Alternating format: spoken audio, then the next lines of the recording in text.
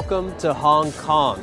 For years, Hong Kong has been the hub of Asia, and it's been an international gathering point for business and cultures from all over the world. It's one of those places where you can shoot epic photography and then go out for amazing meals, some things that you can't find anywhere else. There's so much diversity in this city to be found just walking around in the streets. You can find awesome little markets, you can go to old ethnic neighborhoods, or you can see some of the most beautiful high-rises in the world. There's so much to discover and explore. From a photography standpoint, this is one of the most spectacular cities for cityscapes. While Singapore is a great city, Hong Kong offers way more vantage points and opportunities for this type of photography.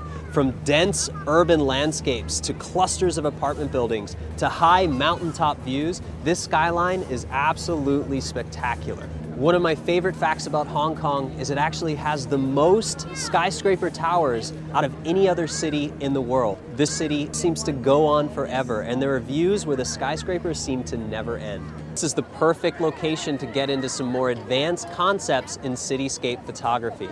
For example, here we're going to be shooting in dense urban environments with apartment buildings and also with light trails from city streets and cars. We're also going to be on higher vantage points, in this case from Victoria Peak, where we have one of the most incredible skyline views in the world. Now, Hong Kong is an amazing city, but it does pose some interesting challenges for photography. Number one is the weather. Now, that specifically means the fog or the haze. And as you can see behind me, it's pretty hazy. You can actually see that glow around the lights. So Hong Kong takes time. We're gonna have to be patient and a little bit flexible, and we're gonna have to try multiple times to get certain shots. This is a very popular photography destination, so we're gonna have to get up a little extra early to stake our claim on our shooting spots.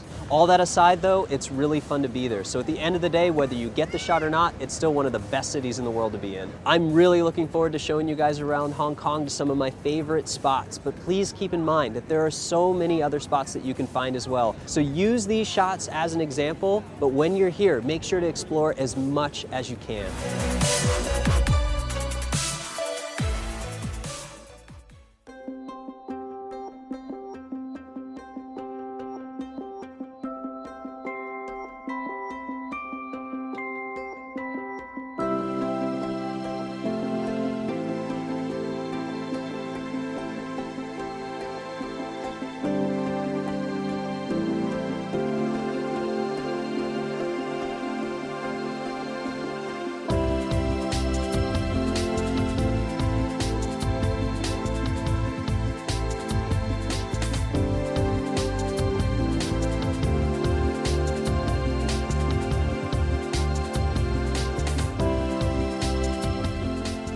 I'm here right now in a really cool section of Hong Kong called Quarry Bay. You may recognize this place from the recent Transformers movie where a Decepticon was actually chasing Mark Wahlberg. Now, this spot has become recently famous for photography because when you stand in one of these atriums and look straight up, you see so many different apartment buildings and they're all painted in various colors. And you look up, people are hanging their laundry out the windows, there's clotheslines, there's all this character and texture. And when you point that camera up, you get to see it all up close and personal.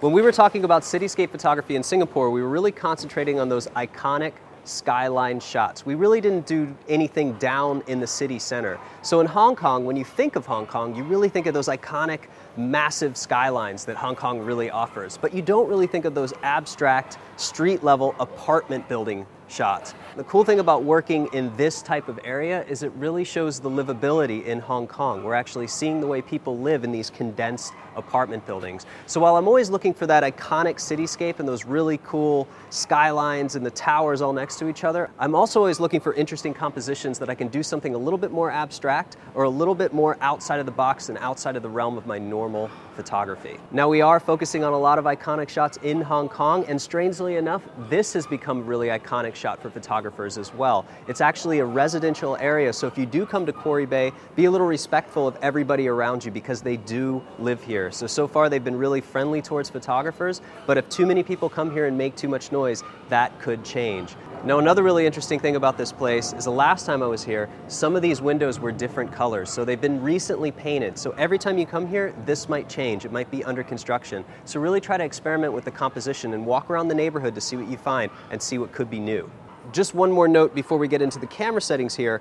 This composition is really up to you. Now, I'm electing to do something very symmetrical and very wide angle, but anything here works. Dutch angles, straight compositions, different kinds of parallax shots, whatever you want. This place is so interesting that it's going to be up to you to compose a unique shot. So we're going to move over to these two cameras and we're going to talk a little bit about my setup and what I'm trying to capture.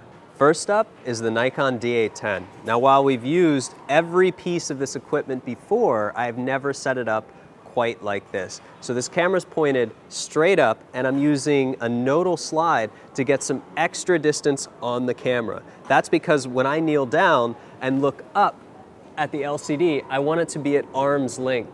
And the reason is, if it's too close, it gets really uncomfortable. If it's too far, then I can't kneel down all the way. So all this really does is raise it up just a little bit to make me more comfortable. The reason I need to be more comfortable is because this does not have an articulating screen. It's a feature that Nikon left off the D810. It is available on the 750, but for some reason they decided that we didn't need it on the D810. Boy, were they wrong.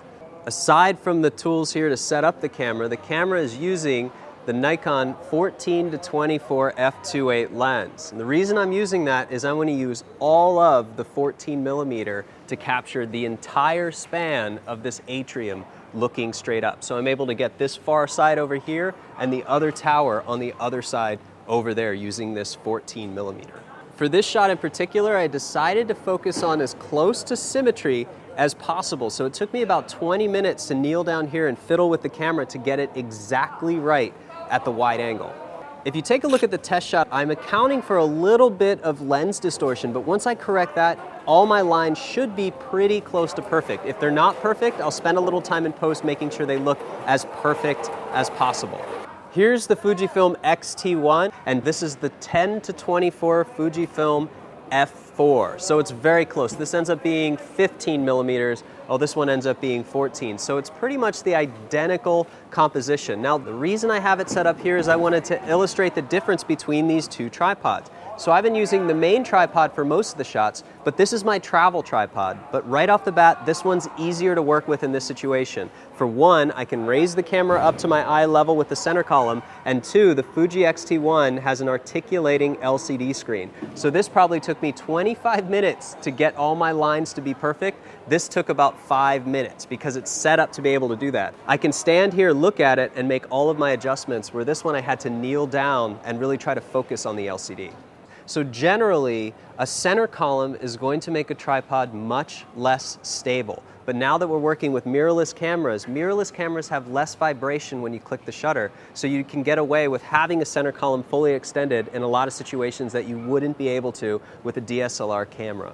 I generally, on larger tripods, do not like to have a center column because it adds more travel weight. Instead, if you wanted a tripod to be taller, you can get one that has longer legs that you can extend to its full height at a higher top out point. Right now, this one extends with the camera body and everything attached right about to my eye level. So instead of adding a center column, I just traded in for a different tripod if I wanted to go a little bit taller, maybe instead of a 3-section, a 4-section, and then I can adjust the height accordingly without having to use a center column. One more thing about the TVC33, it has a leveling base attached to it. Now I use this for leveling for panoramic photography, but in this case, it allowed me to make tiny, tiny adjustments to my composition. So it proved really useful when shooting straight up with a composition like this as well.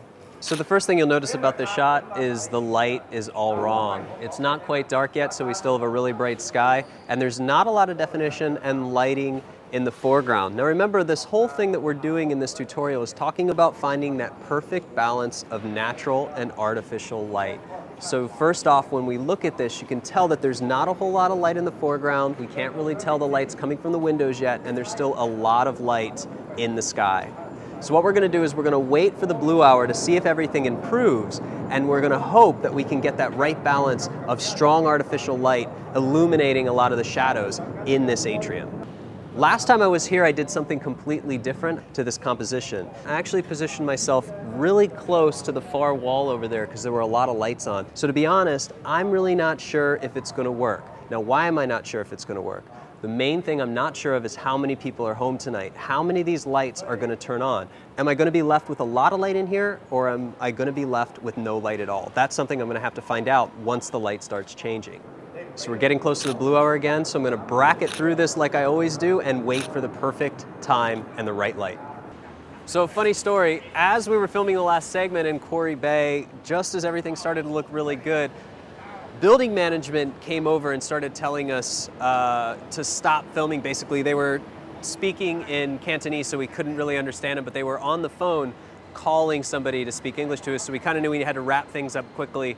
So we did wrap things up quickly. The light was starting to look really good, and another gentleman came and in English told us that we couldn't film or shoot in that location, so I very politely asked if we could stay, stop videoing, but just shooting straight up, and they said it was fine as long as we weren't invading anybody's privacy. So I think just being there with cameras was one thing, but we were filming with two cameras. Lee was flying the drone around, and it had a crowd, so I think there were some complaints and violation of privacy, which is honestly completely to be expected. But in those situations, the best thing to do is just tell a version of the truth as politely as possible. So all I said is I'm there trying to get this one simple photo. I really want it for my portfolio. We'll leave as soon as it's done.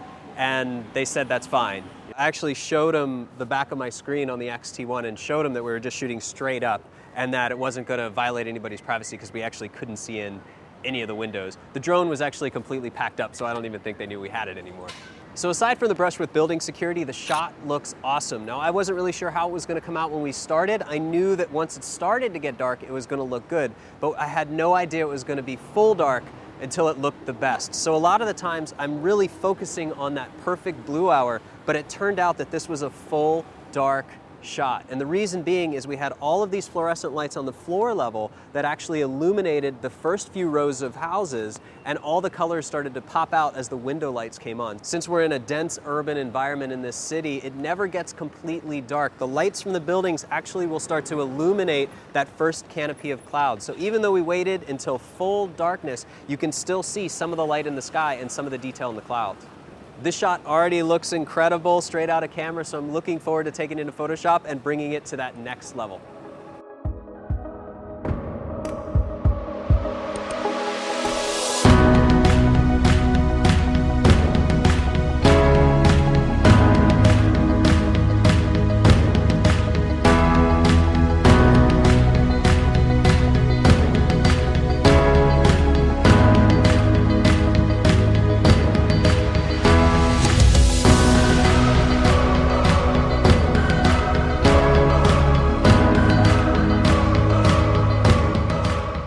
Welcome back to the post-processing studio, everybody. Today we're going to take a look at a shot in Hong Kong where we were looking straight up through this atrium of these four walls and all these apartment buildings. So it was really cool. It was a really dense urban environment. Remember back in Singapore, we were looking down to create a vertigo-inducing angle.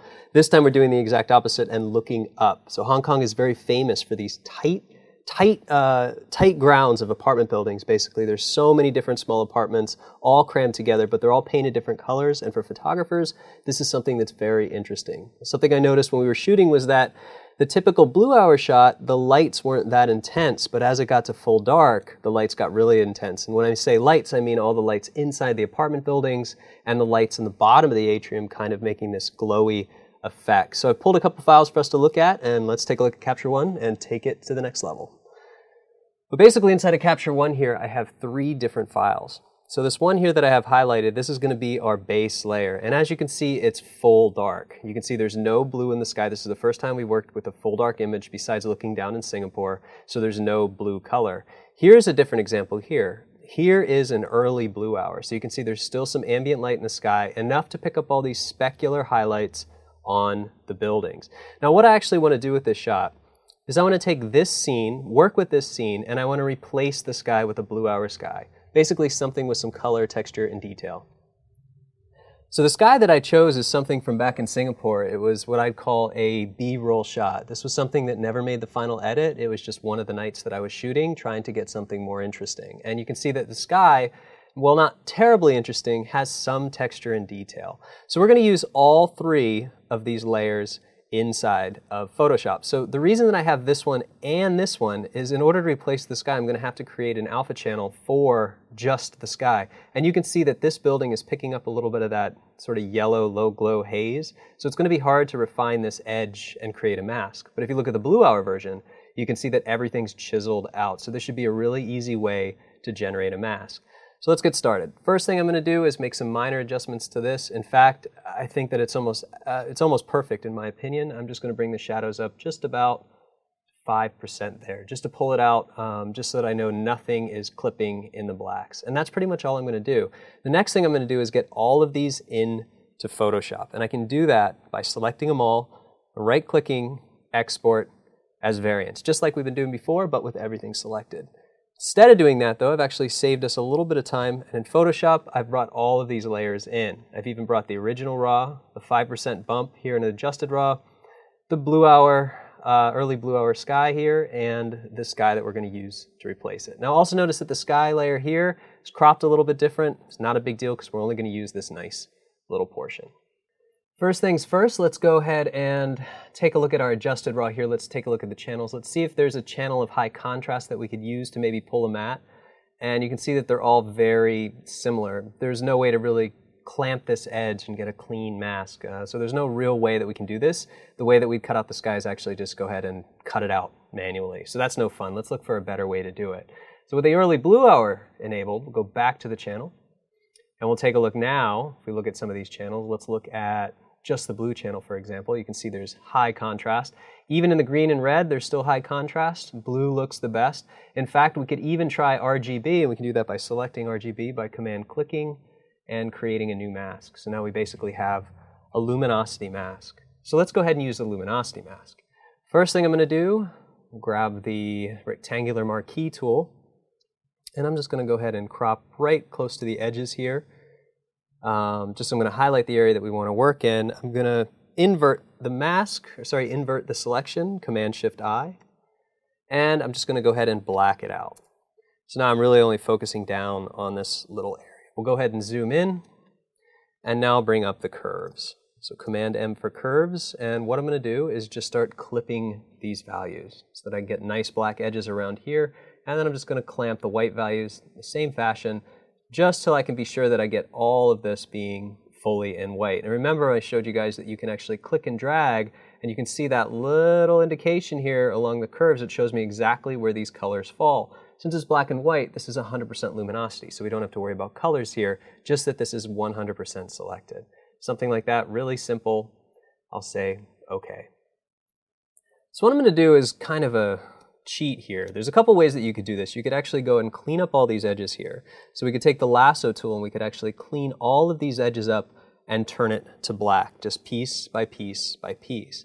A quicker way to do it is to actually select the magic wand tool just with the default tolerance to 32 and select the white.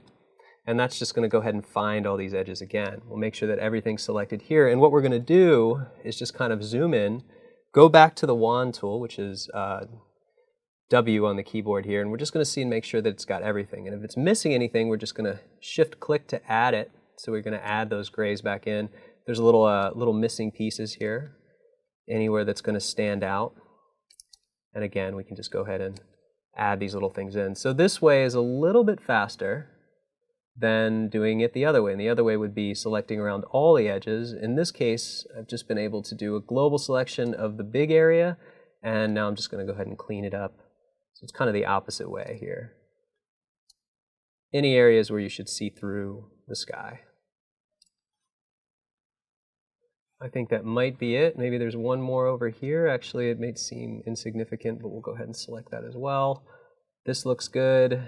Everything looks good all the way down to here. So we'll go ahead and zoom all the way out on this with the selection active.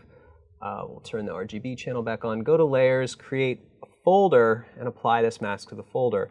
Now what we're going to do is add the sky layer inside of this folder, and we'll go ahead and enable it. So there we go.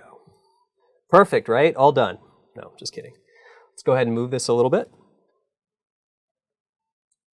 And I'm going to zoom out a little bit. I'm going to do a transform, and I'm just going to see what I can get away with here with the sky. Something that looks pretty nice. That actually looks pretty good. So what I'm actually doing is just looking for a piece of the sky to use. And in that case, it doesn't matter if I conform the transformation tool or not. I just want to make sure that I don't use any of those buildings. So it's just nice and clean. And I'll go ahead and hit enter to apply that. If I zoom in, the mask looks pretty good. You can see that it's actually razor sharp and much easier to pull a mask from this layer than it was from the layer below. But let's talk about this scene a little bit right now. Now, if I take this sky off right now, we'll just go ahead and disable it. Notice all these colors here, or the lack of color. I'm actually picking up specular highlights. Specular highlights occur depending on the light that's hitting highly reflective objects. So in this case, this building is obviously a highly reflective object because it's reflecting that really brownish, brackish sky color. Look what happens when I turn the early blue hour on. You can see now those specular highlights, we're getting that nice soft blue. Same thing on the building. So what I want to do is actually repair the specular highlights here, because if I use a sky that's blue, I would expect to have those same specular blue highlights, not specular yellow. Here's what we're going to do. With the early blue hour, we're going to enable it, and I'm going to turn it to the lighten blending mode. And you can see now with the lighten blending mode, I'm going to get those same specular highlights. So before and after, and you can see all those windows here. Pay special attention to here on the left. And you're going to see that that is going to pop in to those same highlights. I've also managed to get some more windows, and the building on the right here also managed to have turned that nice blue. So that's going to be closer now. When I turn the sky on, you can see that I'm going to get those specular highlights. But it's also causing an issue. Now that I have an extra layer above, it's actually adding specular highlights to some of my edges as well. So what I'm actually going to want to do on this early blue hour is I'm going to use this same mask by command clicking, and I'm going to black it out. And remember, just as a repeat here, if you hold Option and click on the mask tool, it'll actually black that out. So now I get those edges, crisp edges back, and everything looks pretty good. You zoom it out a bit here. And let's just take a look at that again. So the sky looks great. I love the sky, and I can still continue to move it around a little bit. I may want to actually move it around just a little bit more here, just to get some of it. Maybe even scale it up just a little bit so I get more of that dark on the right. That looks pretty good. Okay, now if we look at it here with the early blue hour added, it actually helps a lot, adds those specular highlights. The nice thing is here is we can also take the opacity down just a little bit, just to make it a little bit less intense overall. So something around, let's try to do 80% of the original. So that looks pretty good. So we managed to add what was already a really cool scene, adding a little bit more interest in the sky. Overall, I'm not a huge fan of when the sky is completely blue, but I'm even less of a fan when the sky is completely black, or in this case, when that low, smoggy cloud line is being illuminated by the yellow lights in the city. That's usually an indication when it's time to stop shooting in a cityscape, is when the cityscape itself is starting to light the clouds. It should be nice, dark blue or crisp blue, but as soon as that cityscape starts to light them themselves, it's likely they're going to turn different shades of brown, orange, or even sometimes red. So this looks pretty good. Let's go ahead and take this, and I'm going to go ahead and apply that to a folder here, and we'll name that folder, as usual, Blend.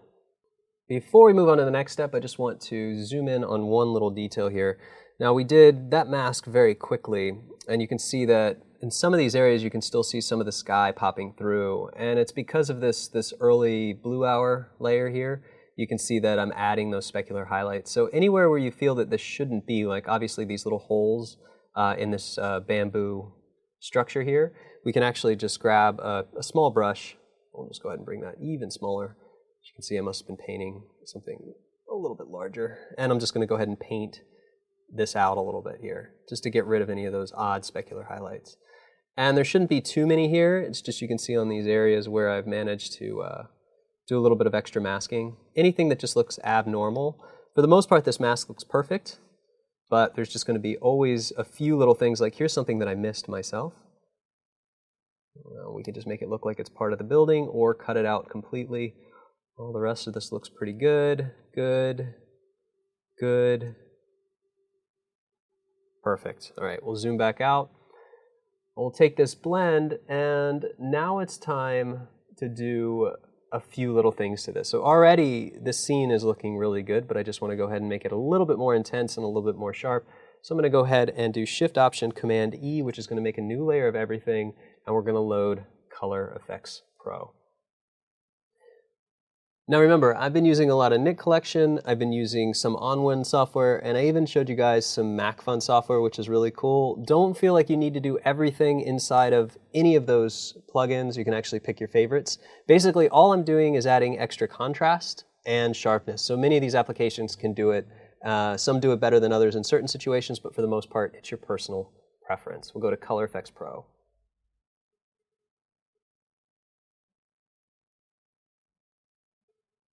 Maximize this so that we can see, and what I'm actually going to do is load up a Pro Contrast. Let's go ahead and change the dynamic contrast a little bit, make this a little bit more poppy.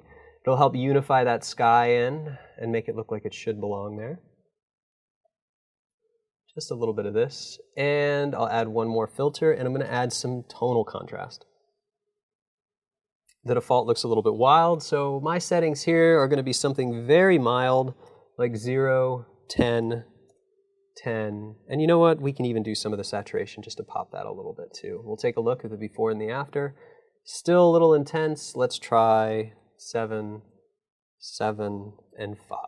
So I'm just looking for some extra detail here. That looks pretty good, and I'll say okay. All right, so that looks pretty good. Let's do before and after comparison here. I feel like I may have gone a little bit too far, so I'm going to roll that opacity back just a little bit. And I'm actually going to duplicate this layer, and I'm going to merge this one down so I have less of an intense effect of Color Efex Pro. So we'll call this Color Efex Pro Contrasts. That looks good. Well, the next thing I'm going to do is create a high pass filter as usual. That's my favorite way to sharpen this. And we'll go ahead and go to Filter, Other, High Pass. These files that we're working on are from the Fujifilm X-T1, and previously I've done something between 2 and 2.5 on the radius, but I really want these windows to pop, so I'm going to keep it at 3 pixels. 3 pixels, I'm going to go ahead and set it to overlay. Now this is cool because it's going to pop all that detail out, and you can really see it around the windows and the bars here. It's just going to make it look much more interesting and intense and just chiseled out in the detail. Now, since I've already created a mask for the sky, what I can actually do is just select that mask that I've created here, and I can go ahead and apply it to the high pass filter so I know I'm not going to get any disturbance on the sky. All this in mind, let me just go ahead and turn this off here. I'm going to go ahead and turn this layer off, and I'm going to do one more thing. Now I want to add my own custom contrast, so what I'm going to do is create a mid-tones luminosity mask. And remember, you do that in the channels palette, and the other thing that you notice that I'm doing here is I'm turning off any effects that I have. I don't want that to be dependent on the new edges that I have that are even more sharp, and I also don't want it to be dependent on the contrast here. I want it to be dependent on the lower contrast that I'm finding in the image underneath.